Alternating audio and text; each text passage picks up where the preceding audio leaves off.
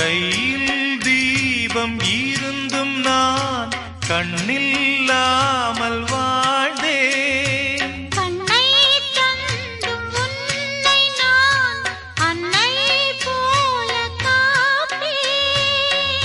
வாழ்க்கை என்னும் பள்ளியில் என்னை சேர்த்தவா,